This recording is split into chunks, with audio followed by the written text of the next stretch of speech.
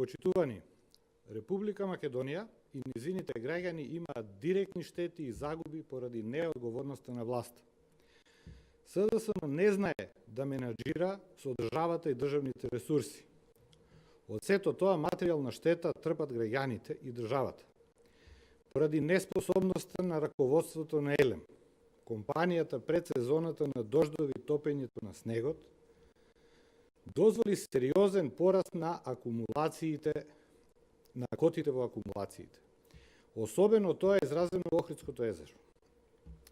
На графиците кои ги гледате позади се представени движењето на котите на трите езера по сливот на Црн Дрим. Значи Охридското езеро, езерото Глобочица и Дебарското езеро кај хидроелектраната Шпилје во периодот од 26 декември 2017 година до 18 март 2018 година.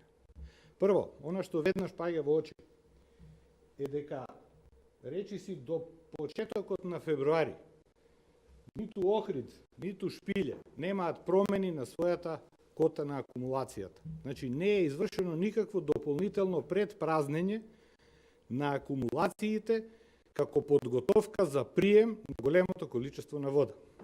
Второ, она што е уште полошо, во моментот кога Охридското езеро значително почнува да му се зголемува котата.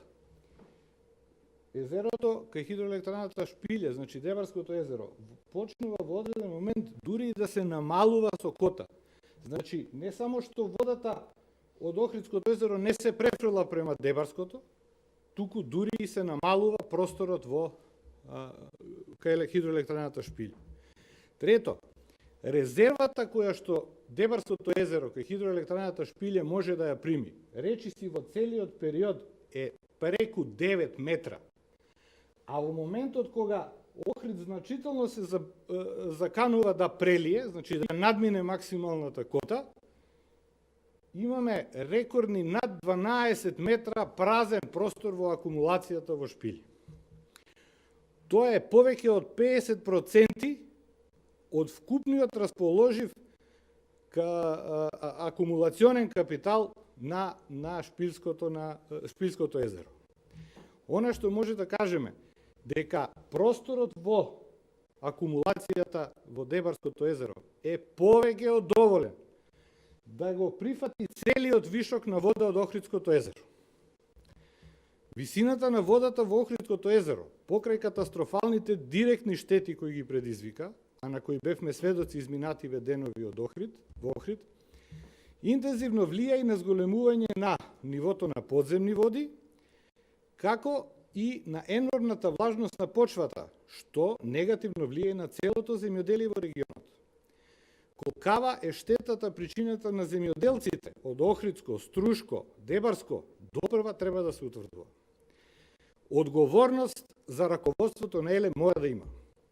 Поради неажурноста на раководството на компанијата и ненавременото и недоволното испуштање на водата од Охридското езеро, дојде до поплавувањето на Охридското крајбрежје со бранови од над 1 метар.